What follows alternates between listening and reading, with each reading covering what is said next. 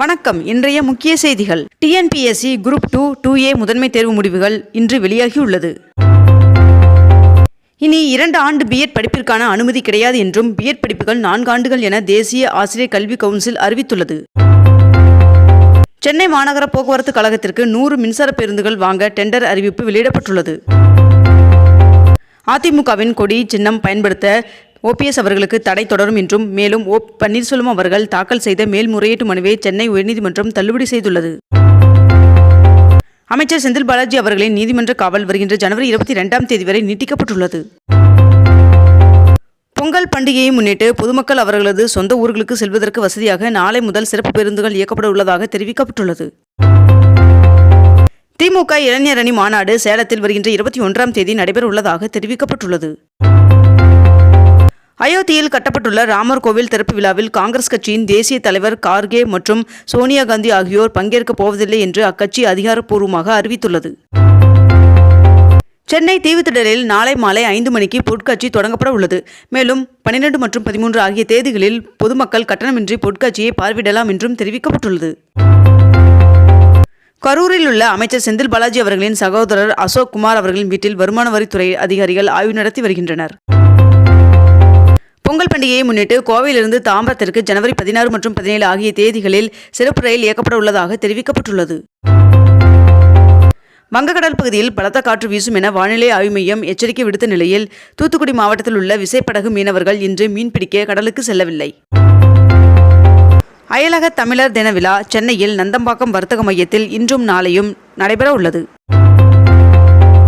தமிழ்நாடு, புதுச்சேரி மற்றும் காரைக்காலில் இன்று முதல் 3 நாட்களுக்கு மிதமான மழைக்கு வாய்ப்புள்ளதாக வானிலை மையம் தெரிவித்துள்ளது. தமிழகத்தில் ரேஷன் கடைகளில் பொங்கல் பரிசு தொகுப்பு வழங்குவதன் காரணமாக நாளை ரேஷன் கடைகள் இயங்கும் என்று தமிழக அரசு அறிவித்துள்ளது. வழக்கமாக 15ஆம் தேதி வழங்கப்படும் மகளிர் உரிமை தொகையானது பொங்கல் பண்டிகையொட்டி நேற்றே வங்கிக் கணக்கில் 1000 ரூபாய் செலுத்தப்பட்டுள்ளது. IPL போட்டிக்காக கிரிக்கெட் வீரர் தோனி அவர்கள் பயிற்சியை மீண்டும் தொடங்கியுள்ளார். தமிழக அரசின் தலைமை வழக்கறிஞர் ஆர் சண்முகசுந்தரம் அவர்கள் தனது பதவியை ராஜினாமா செய்துள்ளார். மகாராஷ்டிரா மாநிலத்தின் நாசிக்கில் நடைபெறவுள்ள 27வது தேசிய இளைஞர் விழாவை பிரதமர் நரேந்திர மோடி அவர்கள் நாளை தொடங்கி வைக்க உள்ளார் என்று தகவல் வெளியாகியுள்ளது. அர்ஜுனா விருது பெற்ற செஸ் வீராங்கனை வைசாலி அவர்களுக்கும் செஸ் பயிற்சியாளர் ரமேஷ் அவர்களுக்கும் அமைச்சர் உதயநிதி ஸ்டாலின் அவர்கள் வாழ்த்து தெரிவித்துள்ளார். போக்குவரத்து துறையினரிடம் மீண்டும் முத்தரப்பு பேச்சுவார்த்தை வருகின்ற ஜனவரி 19ஆம் தேதி நடைபெறும் என்று போக்குவரத்துறை அமைச்சர் சிவசங்கர் அவர்கள் தெரிவித்துள்ளார்.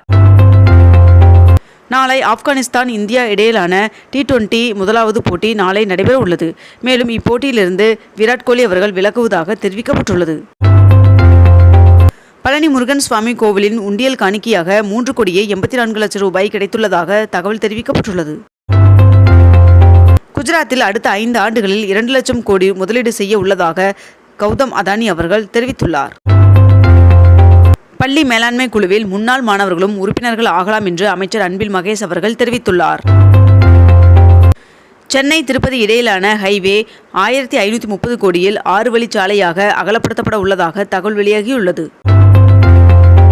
சென்னையில் இன்று 22 கேரட் ஆபரண தங்கத்தின் விலை சவரனுக்கு 80 ரூபாய் குறைந்து 1 சவரன் 46,560 ரூபாய்க்கு விற்பனையாகிறது. அதேபோல் 1 கிராம் வெள்ளியின் விலை 77 ரூபாய் 50 பைசாவாகவும் விற்பனை செய்யப்பட்டு வருகிறது. இத்துடன் இன்றைய தலைப்புச் செய்திகள் நிறைவடைகின்றன. மேலும் இதுபோன்ற அண்மை தகவல்களை உடனுக்குடன் தெரிந்து கொள்ள நமது அக்னிபூ சேனலை சப்ஸ்கிரைப் செய்து கொண்டு தொடர்ந்து இணைந்திருங்கள். நன்றி, வணக்கம்.